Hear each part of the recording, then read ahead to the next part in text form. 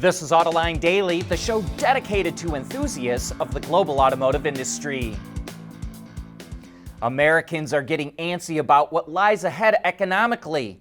The University of Michigan's Index of Consumer Confidence fell nearly 2% in early March, and that survey was conducted before the war in Iran started and gasoline prices shot upward. The survey found that, quote, a broad swath of consumers across incomes, age, and political affiliation all reported declines in expectations for their personal finances, down 7.5% nationally. And there's a reason why we follow the results of U of M's consumer survey, because over the decades, it's shown itself to be a reliable indicator of future car sales. Republicans in the House of Representatives are once again looking to collect fees from electric vehicles to pay for highway repairs.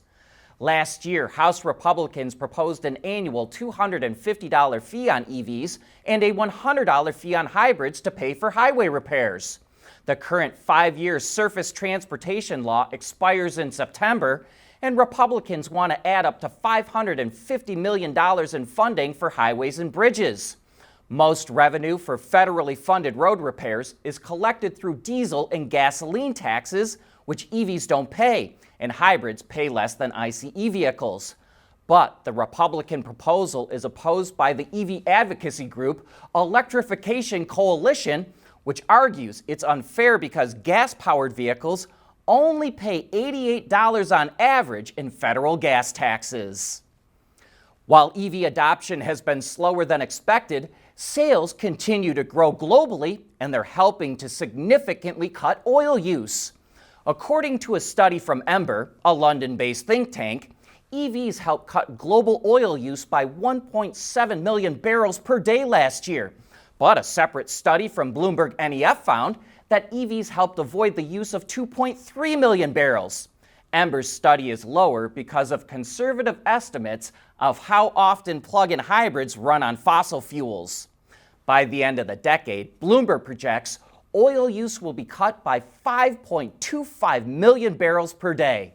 While passenger EVs supplied most of the savings, electric 2- and 3-wheelers were next, thanks to their growing popularity in developing countries. EVs now account for at least 10% of the overall market in 39 countries, which is up from just 4 countries in 2019. And here's an EV startup that caught our attention. Called Autoline, the startup is based in Mexico, which is kind of rare, and is backed by the Mexican government. The company is developing small, low-cost EVs, and it plans to unveil its first 2 prototypes in June. One model is a passenger vehicle that can carry a driver and up to 5 others, while the other is a 2-passenger cargo vehicle able to carry 600 kilograms or just over 1,320 pounds. It's also developing a faster model that will be unveiled later. The first 2 vehicles will have a top speed of 31 miles per hour or 50 kilometers an hour and will be priced around $8,400. Autoline says its market in Mexico could potentially reach sales of 100,000 units a year. At CSP, we work with OEM engineers across the country on their journeys to lighter, safer, and more eco-friendly vehicles. Learn more at thecsp.com. Geely reported some of its financial results from last year. The Chinese automaker sold 3 million vehicles, up 39%. Revenue jumped 25% to just over $50 billion, and it posted a net profit of $2.4 billion, up 0.2% from the year before. It also raised its dividend from 4 cents a share to 6 cents, or a 50% increase.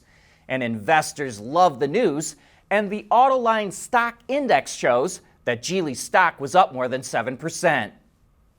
BYD says it would like to buy a foreign automaker and believes outright ownership would get it around any tariffs or protectionist measures in North America and Europe. The company's executive vice president told Bloomberg that BYD is not interested in joint ventures and wants to buy a company outright. That touched off a flurry of speculation as to who could be on the shopping list. Nissan is clearly in trouble. Stellantis has a handful of brands and assembly plants that are floundering, and Ford's European passenger car business has been sinking for years. Geely already set the stage for a Chinese company buying a foreign automaker. It counts Volvo, Lotus, Proton, and Smart as its brands and owns over 9% of Mercedes-Benz. BMW is stepping into a new era with its first ever electric 3 Series sedan. The all-new i3 is the second model to come off the automaker's new class platform after the recent launch of the iX3 crossover. It's an 800-volt architecture that features a more centralized computing system, which controls most vehicle functions through a computer BMW calls Heart of Joy.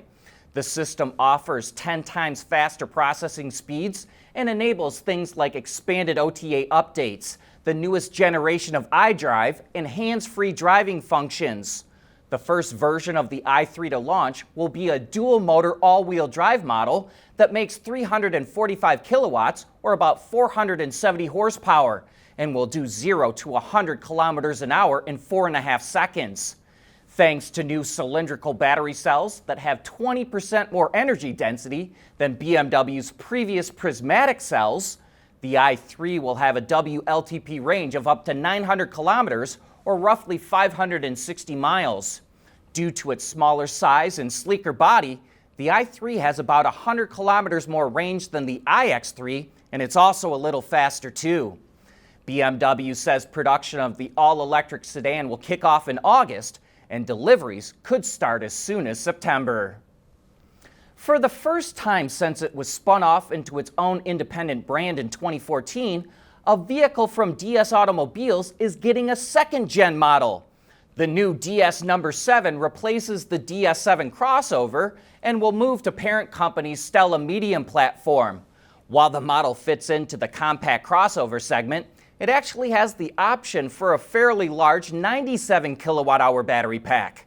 When paired with front-wheel drive, it provides a WLTP range of up to 740 kilometers, or about 460 miles. There's also the option for all-wheel drive and a smaller, nearly 74 kilowatt-hour battery that returns up to 543 kilometers, or roughly 335 miles of range.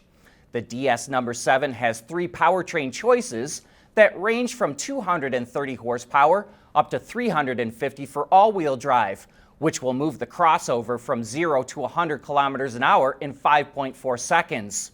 Orders have already opened for the DS number 7 in France, but we were a little shocked to see that the starting price is a little over 64,000 euros.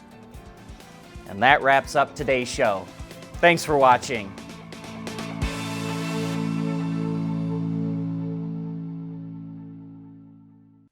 Autoline Daily is brought to you by Alex Partners, when it really matters. CSP, the Composites Solution Partner. Intrepid Control Systems, over-the-air engineering, boost your game. And thanks to the following YouTube and Patreon members.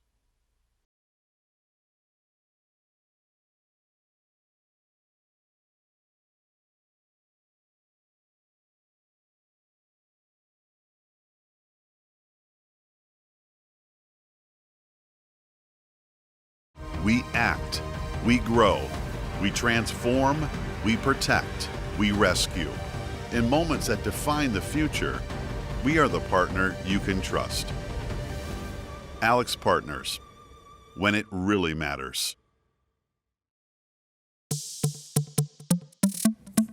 At Intrepid, we produce network hardware and software solutions, enabling vehicle manufacturers to innovate and design the next generation of modern mobility.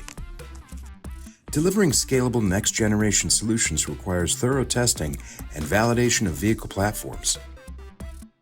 Intrepid specializes in network interfacing, data logging, simulation, and gateway capabilities.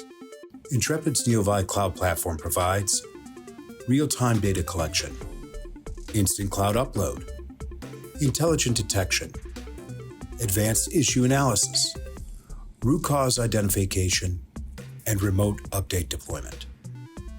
All of these steps ensure vehicles are cleared for production and ready for the road, taking your fleet testing into the future of mobility. Intrepid Control Systems, driven by your data.